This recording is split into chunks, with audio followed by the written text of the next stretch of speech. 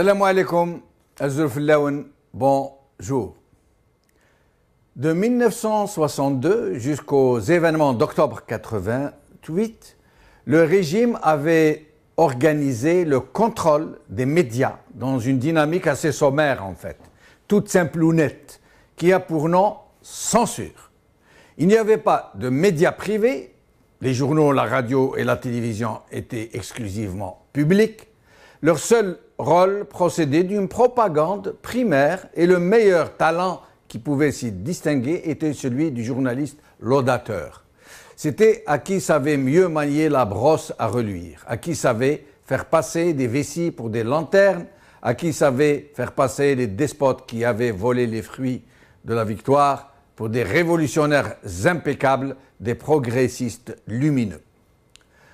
Aujourd'hui, les médias algériens, publics, les derniers survivants d'une époque révolue, ne restent actifs que parce qu'ils sont portés, soutenus à bout de bras par un régime qui sait pourtant qu'il doit se redéployer, se diversifier, affiner ses méthodes de contrôle et surtout donner le change, faire croire que la liberté de presse n'est pas un vain mot, que quoi qu'en disent les bilieux, les médias algériens sont un véritable espace de liberté, que la liberté de ton, qui les distingue est bien réelle et que nul baron du régime, ni nulle sphère décisionnelle ne sont à l'abri de leurs investigations et de leurs laborieuses analyses.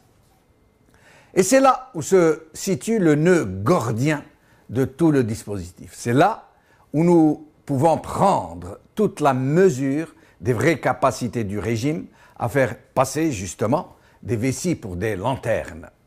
Nous sommes loin de ces temps primitifs où les journalistes étaient muselés, enfermés dans des logiques réductrices, où ils devaient considérer que servir le régime, c'était servir la nation, qu'envisager le moindre angle, la moindre perspective de regarder la situation d'un autre regard que celui qui était prescrit, pouvait vous coûter votre carrière, votre sécurité, voire même votre vie. Personne n'avait vraiment le choix, puisqu'il était tout simplement impossible de pouvoir exprimer quoi que ce soit qui n'ait été pesé, évalué, repesé et réévalué par une foule de censeurs de tout poil qui scrutaient au microscope de l'excès de zèle toute production médiatique. Que de laborieux changements depuis.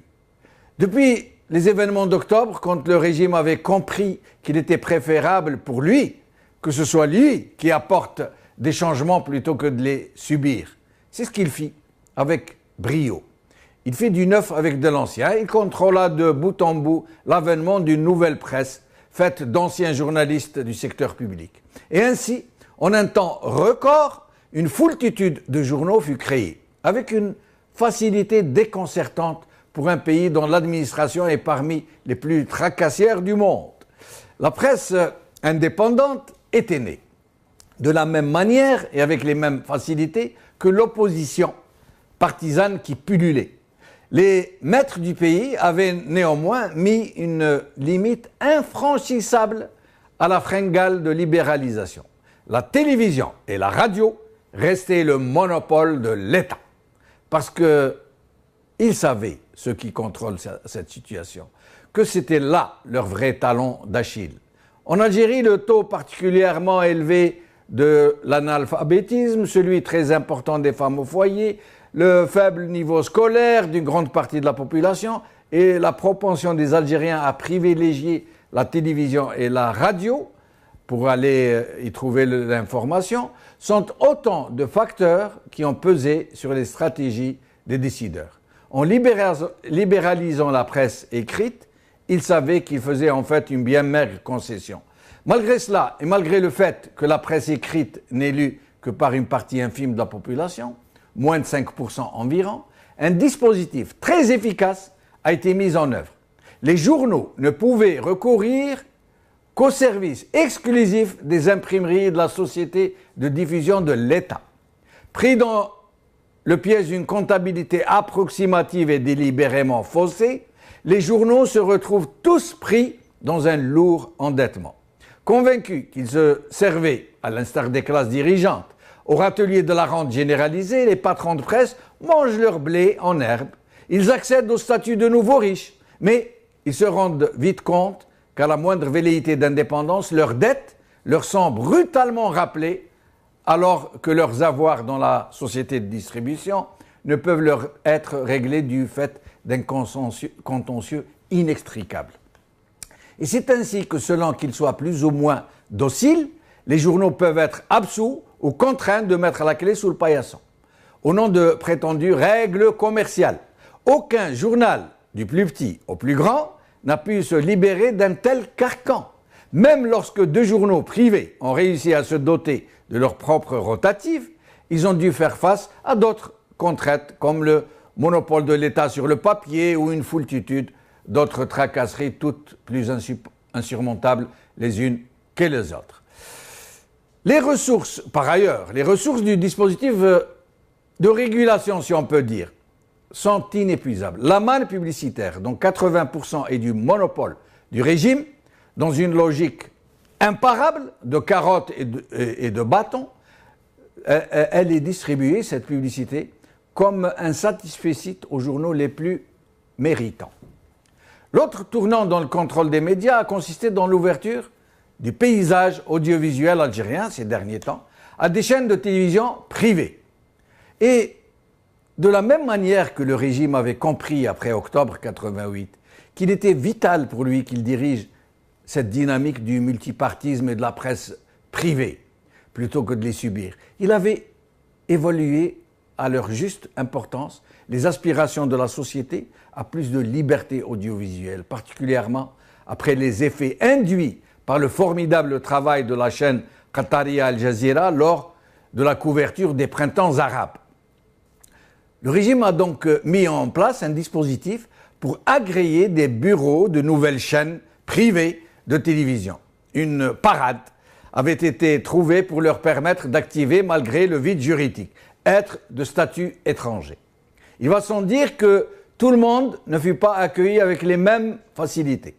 El Meraribiya, malgré ses nombreuses demandes, ne fut pas autorisé à émettre depuis l'Algérie, totalement exclu.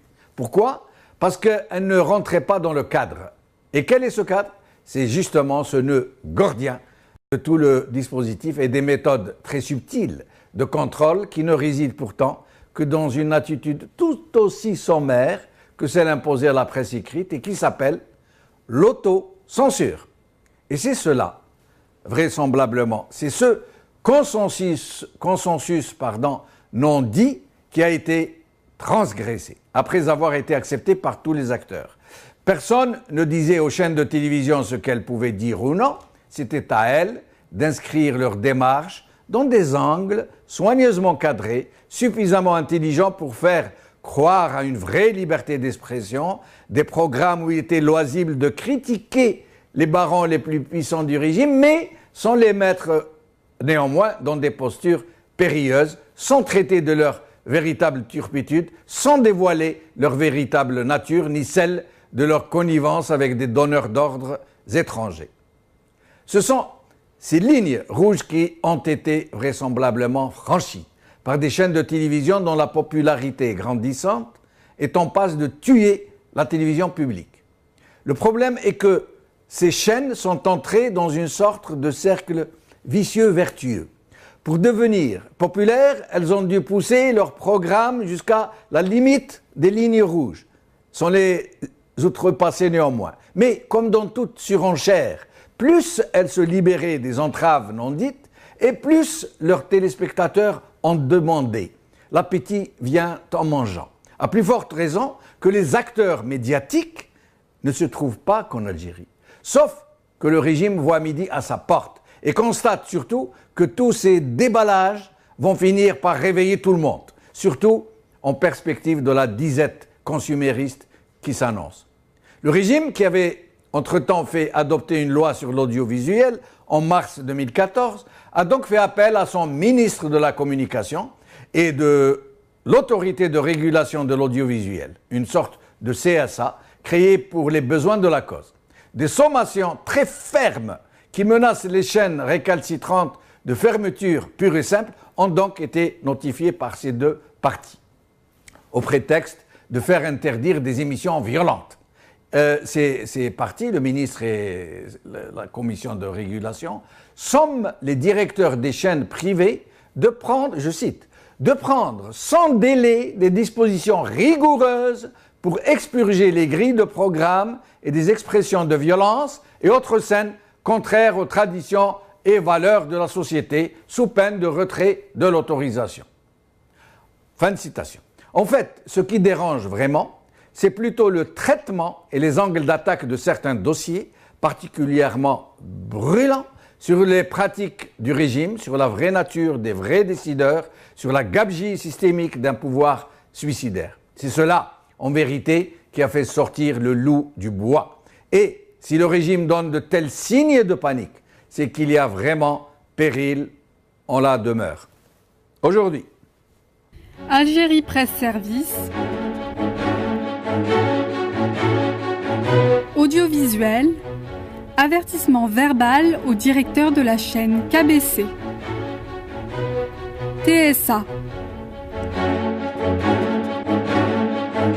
La chaîne KBC avertit à cause d'émissions critiques à l'égard du pouvoir.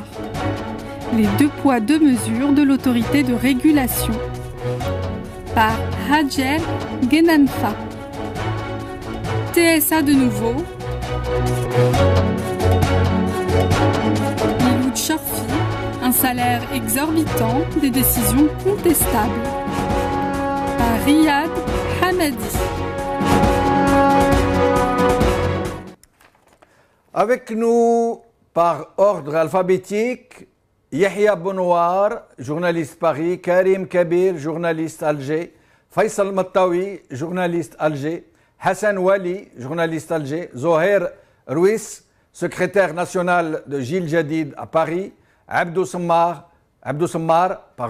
journaliste à Alger. Yahya Bonouar, merci d'être avec nous. Bonjour, merci pour votre invitation. Merci. Alors, Yahya, cette sommation faite à ces chaînes privées de revenir à plus de raison, j'allais dire, est-ce que réellement elle est motivée par les programmes violents qu'ils sont censés avoir diffusés, ou est-ce pour les ramener à plus de calme et les inciter à ne plus critiquer le régime comme elles le font, ces chaînes de télévision? Il y a eu les deux. Il y a eu des chaînes de télévision pro-régime d'ailleurs, celles qui sont proches du régime, qui ont diffusé des programmes plutôt islamisants, islamistes, qui faisaient l'apologie de la violence. Et puis il y a eu d'autres chaînes qui faisaient l'inverse et qui, par la dérision, par des émissions où il y a de l'humour et de l'ironie, se moquaient un petit peu, comme ça se fait un peu partout, des dirigeants. Et je pense que ce qui les dérange le plus, c'est plutôt le côté politique. C'est se moquer d'un président qui ne parle pas et qui ne marche pas. C'est parler d'un ministre, le ministre de l'autoroute, et rappeler à chaque fois que l'autoroute,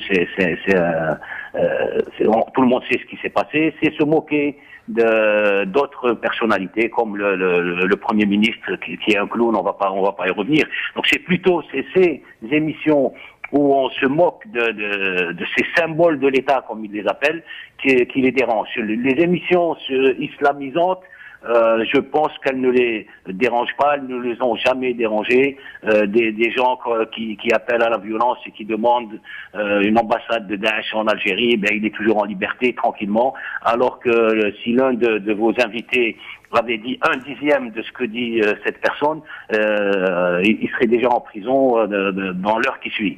Donc voilà, c'est le deux poids deux mesures. On essaye de faire semblant de réagir contre tout le monde, mais en réalité, ce sont les émissions politiques qui les dérangent. Restez avec nous, Yahya Bonouar. Faisal Mattawi, merci d'être avec nous. Faisal.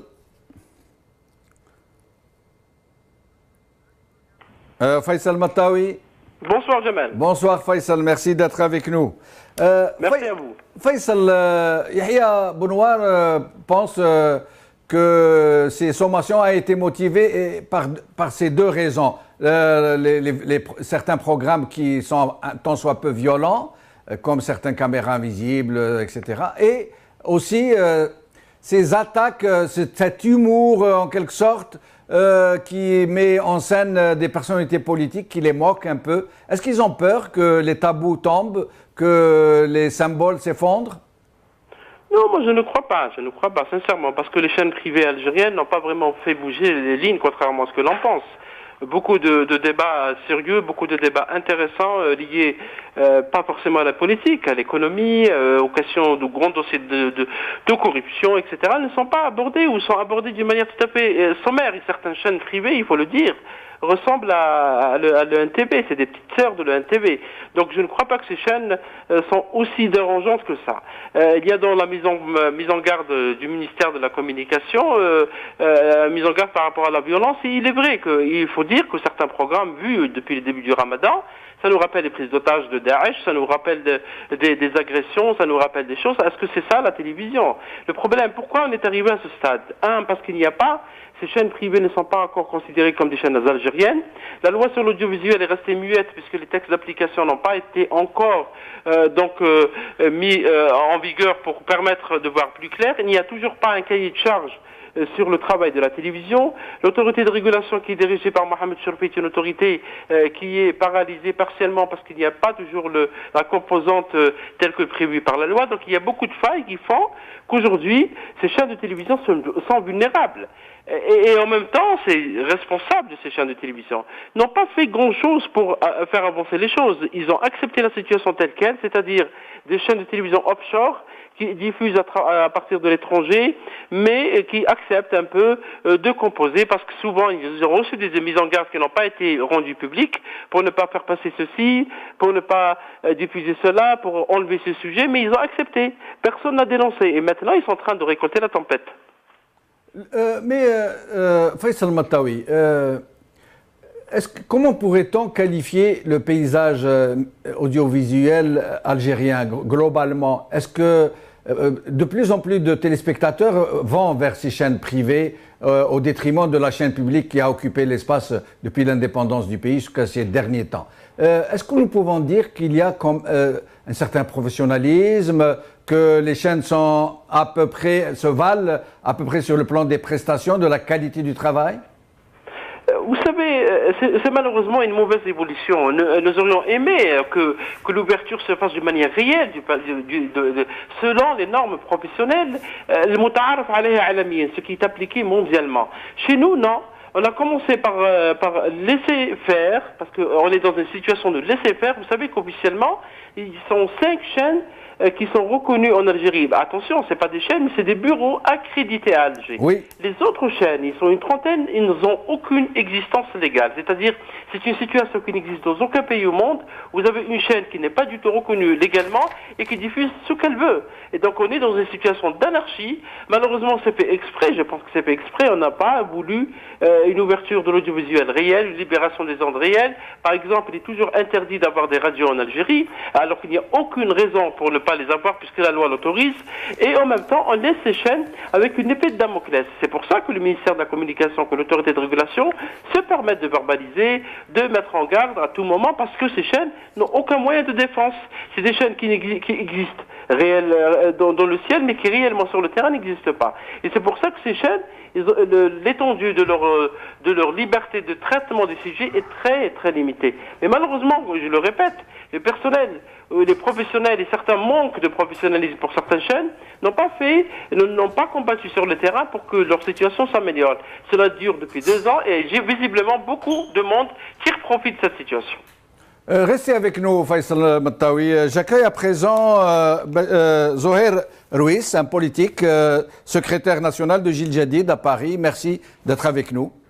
Merci à vous. Bonsoir, Jamel. Merci. Alors, Faisal Mattawi vient de nous dire qu'en fait, il n'y a que 5 bureaux qui sont accrédités, qui sont de statut de droit étranger, et une trentaine de chaînes qui émettent de la façon la plus illégale qui soit. À votre avis, comment sont choisies les chaînes qui sont autorisées, entre guillemets, à exercer, et comment d'autres, comme le Magharibia par exemple, sont proscrites dans le pays? Qu'est-ce qui motive ces attitudes? Je ne sais pas quelle est la motivation réelle de ceux qui finalement laissent faire. En tout état de cause, et vous venez de le souligner, il y a deux poids, deux mesures. Il y a ceux qui sont tolérés, parce que de toute façon, ils ne sont pas autorisés, ça vient d'être expliqué, ce sont des bureaux de représentation, ce sont des sociétés de droit étranger, celles qui exercent sur place. Et puis il y a celles qui sont bannies, qui sont exclues de ce paysage. Nous sommes dans une situation de non-droit. C'est toujours la même origine, la même problématique. Nous sommes dans un état de non-droit. Et dans un état de non-droit, eh ben, il y a le fait du prince. Et c'est ainsi que s'exercent les choses, surtout sur tous les plans du pays, que ce soit sur le plan de l'audiovisuel, que ce soit sur le plan politique ou autre. Donc, c'est le fait du prince qui décide de laisser faire, de tolérer. Et puis le jour où ça lui convient pas, ben, il passe soit à l'intimidation dans le cas présent de KBC, parce que ce n'est rien d'autre qu'une intimidation, ou alors il passe directement à la répression, c'est-à-dire emprisonner au besoin, fermer des locaux, mettre en faillite des sociétés et ainsi de suite par des actes d'autorité, mais qui n'ont aucune base légale. Et on le voit bien dans cette affaire-là.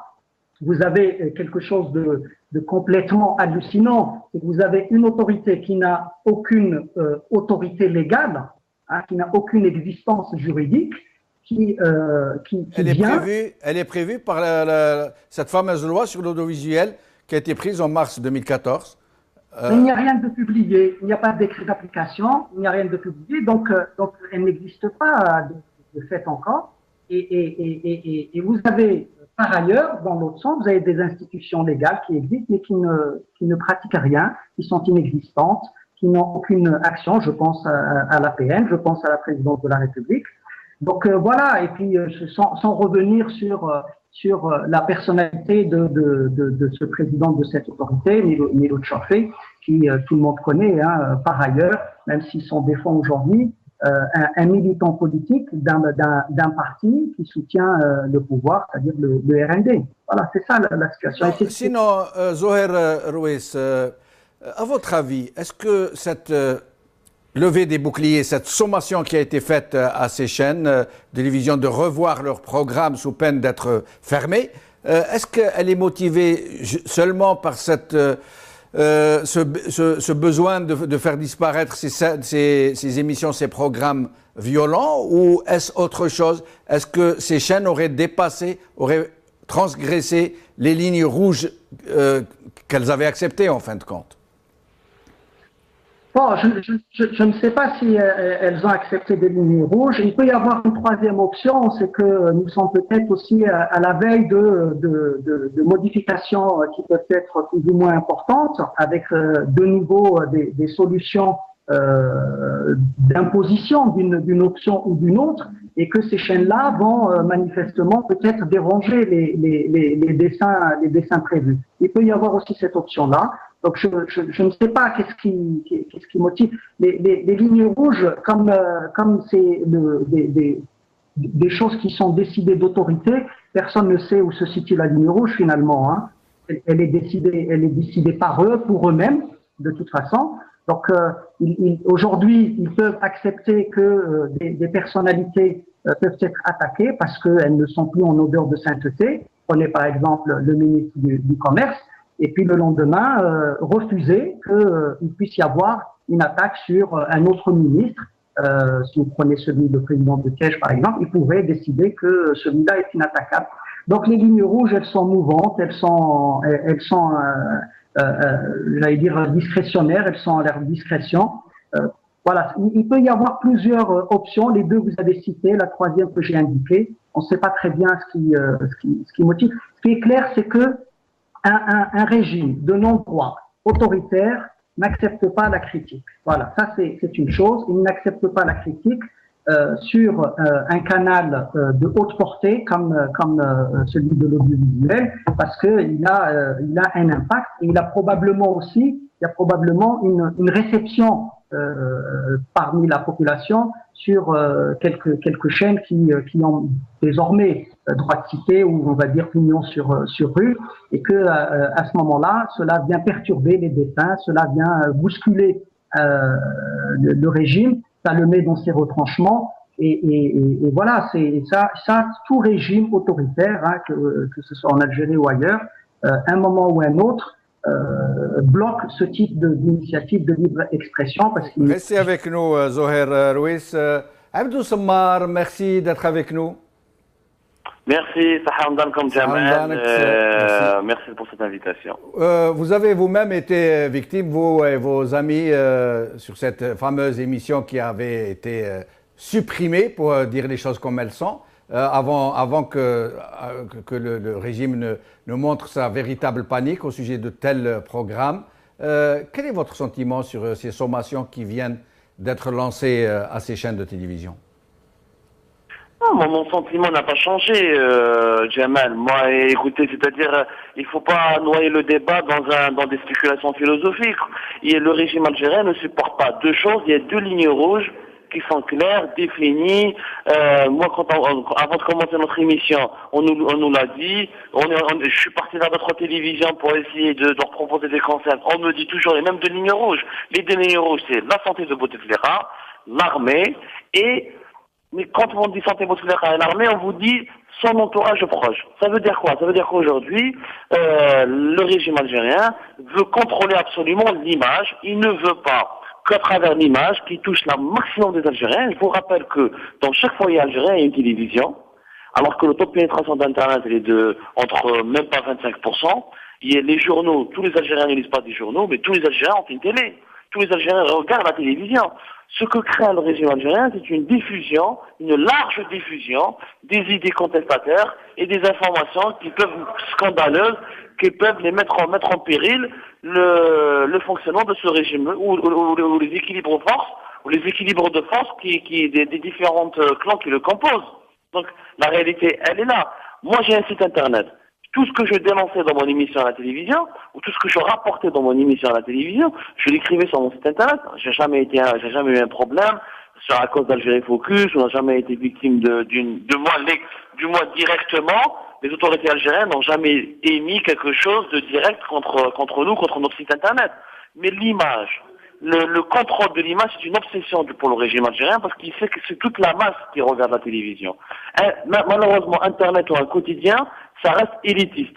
La télévision, ça parle à toute la masse. C'est ça où la crainte et la panique du régime. Il faut comprendre, il faut insister sur cet axe-là. Et tant que il n'y a pas de changement politique en Algérie, on ne peut pas malheureusement faire de la satire, on ne peut pas malheureusement faire de l'investigation à la télé, on ne peut pas faire vraiment des débats très approfondis pour la simple raison que les décideurs algériens se considèrent comme des pharaons. Justement, Abdou Semmar, au sujet de l'importance des moyens audiovisuels dont vous venez de parler, il est utile, je crois, de préciser que ceux qui lisent, les Algériens qui lisent la presse écrite, au mieux, ça veut dire avec des chiffres les plus optimistes, ils sont moins de 5% de la population globale. Et la population francophone, des supports francophones, elle est inférieure à 2%.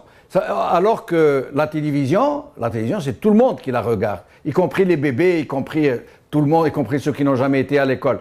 C'est donc que le régime sait où taper. Et là, il semble qu'il ait été vraiment dérangé et que ces satires, ces analyses, ces allusions autour de la santé du président, ces focus sur les personnalités politiques les plus proches du régime, aient décidé, le régime, à réagir. Et je crois qu'il va aller jusqu'au bout, peut-être même jusqu'à la fermeture, à moins que les médias en question ne répondent à l'injonction de façon docile. Non, moi, Jamal, je ne crois pas qu'il y aurait une fermeture. Pourquoi il n'y aurait pas de fermeture? Parce qu'il faut arrêter de croire. Les élites, les responsables, les propriétaires de ces chaînes ne sont pas hostiles au régime algérien. Il faut arrêter ce mythe. Moi, j'ai été victime, moi personnellement et mes amis de Jazeera Weekend, nous avons été victimes d'abord de la direction de la chaîne, avant d'être victimes des autorités algériennes. Les propriétaires de ces chaînes de télévision, ils veulent se faire de l'argent, ils veulent accumuler des fortunes, ils veulent amasser des fortunes. Ils sont pas là à jouer un rôle politique. Peut-être dans le cas de KBC, parce qu'il y a le Khabar derrière, le Khabar, il a certainement un passif dans la lutte pour la démocratisation du pays, la liberté d'expression, et encore, ce sont des émissions qui sont visées. Ce ne sont pas des chaînes de télévision. Le régime algérien, ça l'intéresse d'avoir des chaînes d'information qui sont tolérées. Comme ça, il peut dire à la face du monde, voilà, moi je ne suis pas la Syrie, je ne suis pas la Libye, je ne suis pas comme le Maroc, j'ai quelques chaînes privées qui peuvent parler, etc. Moi, je vous donne un exemple. Nous, après l'épisode de notre problème à la télévision, on nous a envoyé des députés FNN qui nous ont appelés, qu'est-ce qu'ils nous ont dit? Ils nous ont dit, voilà, Abdou, Mustafa, Marouane, parlez du football. Parlez du foot, ne parlez pas de politique. Mais moi, je suis pas Hafid Daraji pour parler du football. Moi, je suis pas Bein Sport. Donc, eux, ça les intéresse qu'on ait encore des télévisions. Ils veulent juste avoir un contrôle parfait, ils veulent juste que ces télévisions ne soient pas contestataires. Rien n'indique, encore une fois, que Shourouk ou Nahar, certainement pas Shourouk ou Nahar et les autres télévisions, elles ne sont pas contestataires. Donc, il faut arrêter devant ce mythe. Les télévisions algériennes qui sont là, elles sont là pour se faire de l'argent, elles ont réussi à se faire des fortunes, et la preuve, leurs propriétaires sont réellement riches. Abdou Sammar, Karim Kabir, merci d'être avec nous. Bonsoir. Bonsoir Karim. Abdou Sammar vient de nous dire de façon directe et claire qu'il n'y aura vraisemblablement pas de fermeture, que les patrons de ces chaînes de télévision vont obtempérer, puisque de toutes les façons, eux, ce qui les intéresse, c'est surtout l'argent, c'est surtout être bien vu du régime, et donc il n'y aura pas... Dans ce cas, si tel est le cas, pourquoi le régime ne s'est-il pas rapproché de façon discrète de ces mêmes patrons de presse? Il ne leur a-t-il pas demandé, gentiment, entre copains, de mettre fin à ce genre de programme? Que se passe-t-il en fait? Enfin, personnellement, je suis de ceux qui pensent qu'il n'y a absolument pas de liberté dans un régime fermé. On a beau essayer un peu de maquiller un peu la situation pour dire qu'en quoi il y a une ouverture de l'audiovisuel, mais en fait ça n'a absolument rien à voir d'ouverture. Bon, je n'exclus pas que certains parmi, en tout cas, les initiateurs des projets nourrissent quelques illusions d'une éventuelle ouverture, mais moi personnellement, je suis de ceux qui pensent qu'il n'y a absolument pas de volonté d'une ouverture, parce qu'il faut revenir quand même au contexte où on a décidé de lancer un peu le cadre juridique. C'était dans la foulée des révoltes arabes, donc ça procédait d'une manœuvre destinée beaucoup plus à une consommation extérieure pour l'étranger que pour répondre à une demande interne, parce que on oublie assez souvent qu'il y a beaucoup de précédents. D'abord, si on remonte même à la loi sur l'information dans les années 90, elle concernait uniquement la presse écrite, mais on n'a pas cherché à ouvrir un peu les ondes, les radios ou la télévision. Rappelons-nous de l'épisode de Khalifa, parce que de Khalifa TV, dès lors qu'elle a commencé à ouvrir l'antenne à l'opposition, elle a été complètement étouffé. Et puis il y a l'épisode de la chaîne Atlas récemment.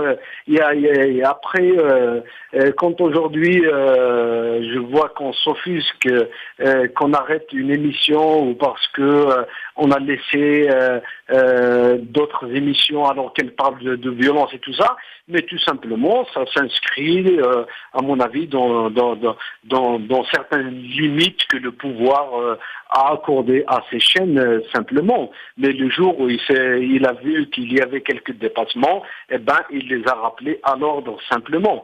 Moi je ne dis pas qu'il n'y a pas une certaine forme une intention saine chez certains porteurs de projets pour créer des télévisions professionnelles. Je pense particulièrement à KBC parce que ils ne veulent pas être un peu dépassés par les autres chaînes parce qu'elles ont déjà gagné une forme d'audimat. je crois qu'ils nourrissent trop d'illusions pour aspirer à une ouverture avec un régime pareil.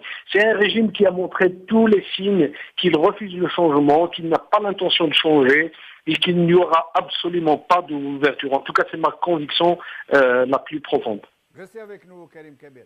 Yahya Bonouar, vous êtes avec nous, Yahya? Oui, oui.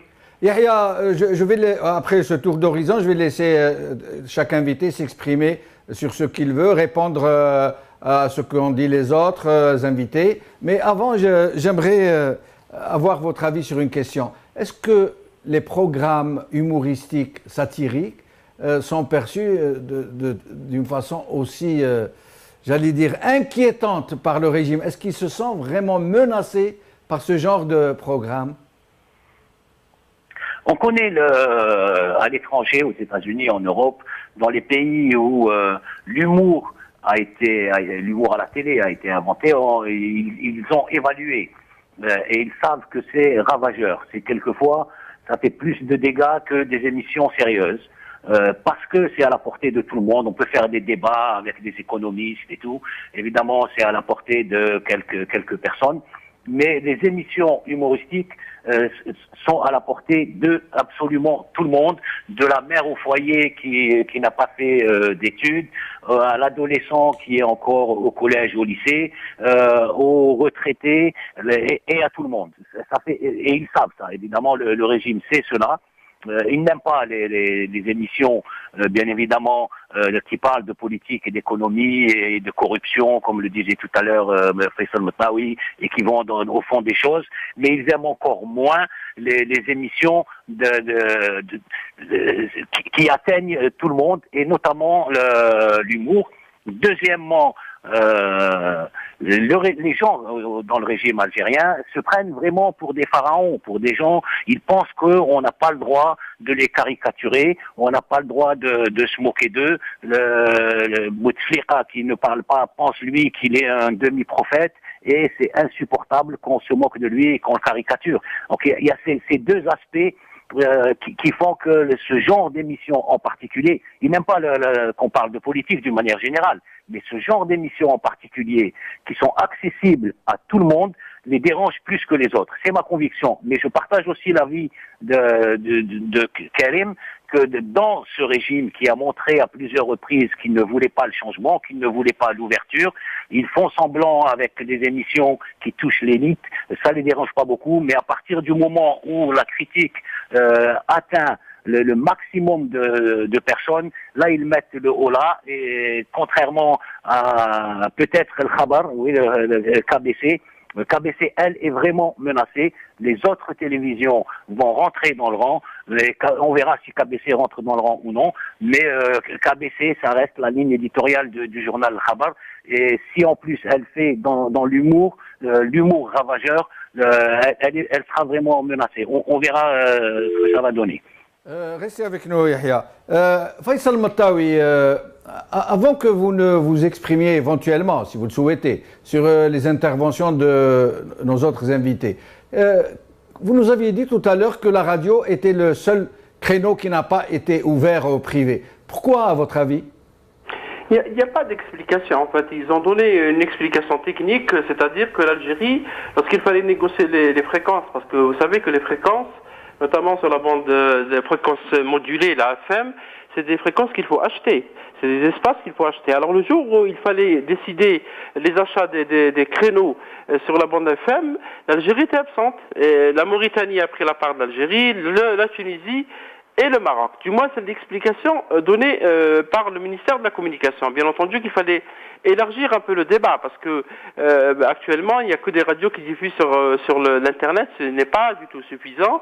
Mais j'ai l'impression qu'on ne veut pas que les radios libres, comme ce fut le cas au début des années 80 en France notamment, et dans certains pays comme l'Espagne, et vous savez qu'actuellement, des pays voisins de l'Algérie, comme le Niger, le Mali, le Sénégal, la Côte d'Ivoire, les radios libres sont sont très bien présentes dans le paysage. On ne veut pas de ces radios indépendantes en Algérie à l'heure actuelle.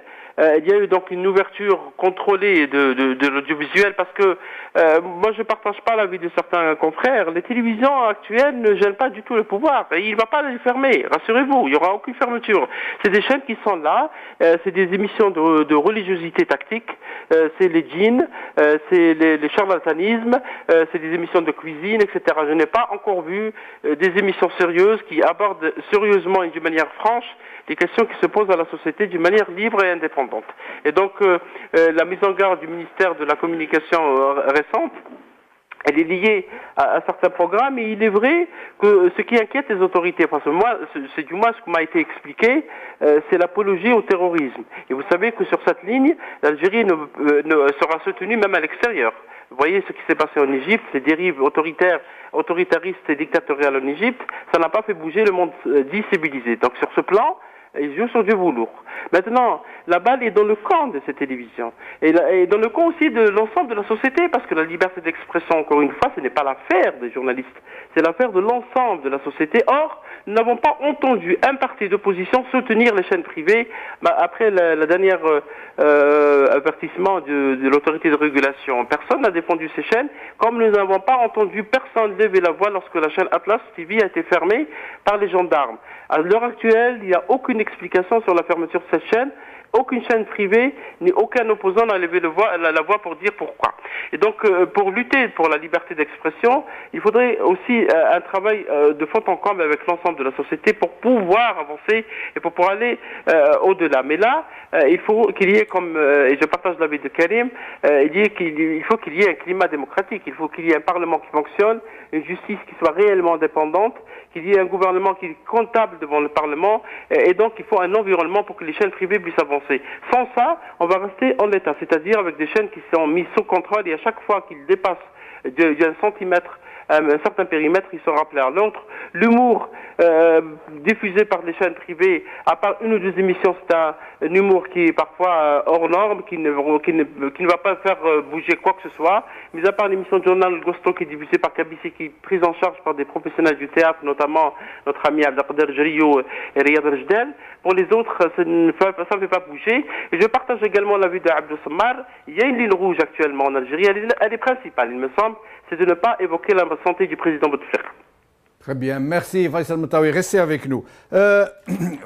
Zoher Rouis, Faisal Moutaoui vient de vous interpeller d'une certaine manière. Il ne comprend pas que l'opposition, si nous pouvons l'appeler ainsi, ne se soit pas manifestée ni après ces sommations lancées à ces chaînes de télévision, ni à la suite de la fermeture de la chaîne Atlas. Qu'est-ce que vous pourriez lui répondre? D'abord, je salue Faisal. Je ne peux parler que pour Gilles Jadid, parti d'opposition. Je ne vais pas parler pour les autres partis. Ma présence là parmi vous aujourd'hui, et c'est aussi une manifestation de soutien, évidemment, en tout cas aux journalistes qui animent ces deux émissions qui sont ciblées par l'autorité de régulation. Sur les autres affaires qu'il vient de citer, peut-être que la voix de Gilles Jadid n'a pas été suffisamment entendue, mais en tout cas, elle s'est exprimée à l'époque, et nous sommes sur des lignes de principe, nous sommes sur des positions de principe. Il ne s'agit pas tant, là, dans cette affaire-là, de la fermeture de la chaîne. Je l'ai dit tout à l'heure, il s'agit d'intimidation. Il s'agit d'intimider, bien sûr, directement les deux émissions en question, mais il s'agit aussi d'intimider les autres journalistes, les autres chaînes de télévision, les autres journaux, les autres radios. En tout cas, partout où il y a une voix qui s'exprime librement, elle est intimidée par cet acte-là. C'est ça ce qu'il cherche à faire. Et donc là, il s'agit de position de principe pour dire que ça, c'est une ligne rouge pour nous les partis d'opposition, les partis démocrates. Tout ce qui touche à la liberté d'expression, que ce soit la libre expression des partis politiques, des chaînes de télévision, en tout cas des journalistes de façon générale, ça c'est une ligne rouge. Et on a toujours, en ce qui nous concerne, en tout cas, j'ai déjà dit, exprimé cette position. Elle n'est pas négociable. Elle a toujours été faite, en tout cas, par nous, à travers les médias, sur votre propre antenne. Donc, elle est là. Et aujourd'hui, il ne faut pas trop s'offusquer que ce régime procède de cette manière. Je l'ai dit au début, nous sommes face à un état de non-droit, et donc nous avons des actes d'autorité qui n'ont rien à voir avec un état de droit ou une justice indépendante. Et voilà, donc il faut continuer à mettre des coups de butoir à ce régime, ne pas accepter le fait accompli, soutenir toutes les libres initiatives, mobiliser la population, c'est ce que nous essayons de faire tant bien que mal, notamment à l'intérieur de la coordination pour les libertés et la transition démocratique. Voilà, ça c'est notre rôle, mais c'est une affaire nationale, c'est quelque chose qui ne peut fonctionner, qui ne peut aboutir que si toute la population est embarquée aussi dans cette dynamique de création, on va dire du changement, ou en tout cas de désir de changement et de modification profonde dans le fonctionnement du système, en tout cas pas un changement radical de ce système. Faisal Matawi vient de nous dire que ces télévisions ne menacent pas vraiment le pouvoir et que de toutes les façons, aucune d'elles ne sera vraisemblablement fermée. Si tel est le cas, si ces chaînes de télévision, disons, entretiennent je ne dirais pas connivence, disons une certaine passivité, une certaine discipline, pourquoi dans ce cas, ce régime a-t-il lancé une telle injonction, une telle sommation, alors qu'il aurait pu prendre le téléphone et les appeler pour leur demander d'être un peu plus compréhensif, j'allais dire? Bon, là c'était une injonction verbale qui a été à M. Djerri, donc c'est lui qui en a parlé. Évidemment, il aimait que ça ne soit pas sur la place publique, que ça se passait avec l'émission de Abdel, c'est-à-dire que la chaîne de télévision met à ce programme, en tout cas, rétrograde, enlève le pied de la pédale sur le temps utilisé. Voilà, c'est ça la réalité. Or, ce qui gêne là, c'est bien que ces télévisions soient tolérées, bien qu'on peut supposer que il y a une acceptation mutuelle entre les deux, parce que ces chaînes veulent exister aussi. Il y a le fait que ces émissions, et ça a été dit, captent énormément. Et la dérision, c'est quand même quelque chose qui est communément partagé par la population algérienne. Elle est partagée par l'ensemble, par n'importe quel être humain, mais particulièrement chez nous. On va dire, c'est la dernière arme contre ce régime, c'est la dérision. Et à partir du moment où des émissions peuvent capter l'attention de manière massive, et une télévision peut faire d'un journal, à partir du moment où cela... Ah oui. Zoher Rouis, je suis obligé de vous interrompre parce qu'il y a vraisemblablement un souci dans le son. On ne vous entend plus, c'est haché. Nous venons de perdre Yahya Bonouar. Nous n'avons pas réussi à joindre Hassan Ouali. Karim Kabir, je reviens à vous. Oui. Karim Kabir, Faisal Matawi abonde dans votre sens et dit que ces télévisions ne menacent pas vraiment le régime et qu'il serait étonné que l'une d'elles puisse être fermée. Or, l'Atlas, la chaîne Atlas a bien été fermée. Oui, d'abord j'ai beaucoup apprécié l'intervention de mon ami Faisal. Oui, justement, nous ne connaissons pas les raisons de la fermeture de l'Atlas, mais si on connaît un peu les véritables raisons, on aurait un peu mieux saisi un peu les intentions de ce régime. C'est-à-dire, on aurait compris depuis déjà que réellement il n'y a pas d'ouverture. Ce qui explique que le fait que les autres chaînes continuent à émettre, c'est parce que elles sont politiquement correctes, c'est-à-dire elles sont dans les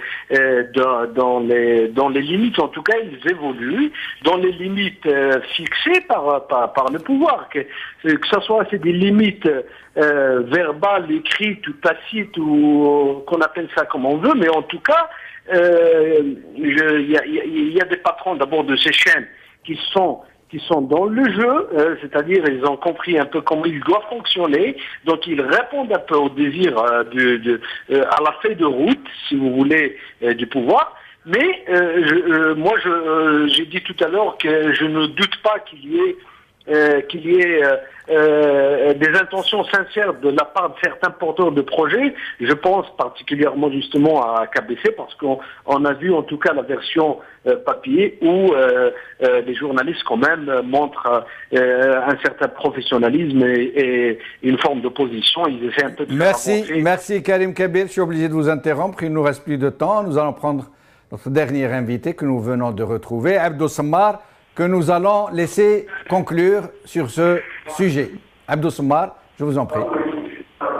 Merci à toi, Jamal. Moi, je vais réitérer ce que j'ai dit il y a pas longtemps dans ta propre émission.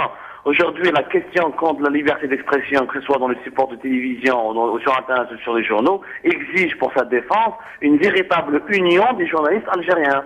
Moi, quand je me rappelle, lorsque nous, il y a un week-end, on a eu notre histoire, etc., malheureusement, beaucoup de mes confrères algériens, ils se sont opposés à nous, ils ont des méchancetés terribles contre nous, comme quand c'est nous qui étions responsables, c'est à cause de nous, c'est nous qui n'avons pas été professionnels, donc on avait uniquement notre travail. Aujourd'hui, il est très facile pour le régime algérien de traquer les journalistes, de les empêcher de parler, de réprimer la liberté d'expression pour la simple raison qu'on n'est pas unis. Il y a beaucoup de clivages idéologiques terribles. L'islamiste ne veut pas parler avec le démocrate parce qu'il est démocrate. Le démocrate ne veut pas parler à l'islamiste parce qu'il est islamiste. Celui du LCD ne veut pas parler à celui du SFS.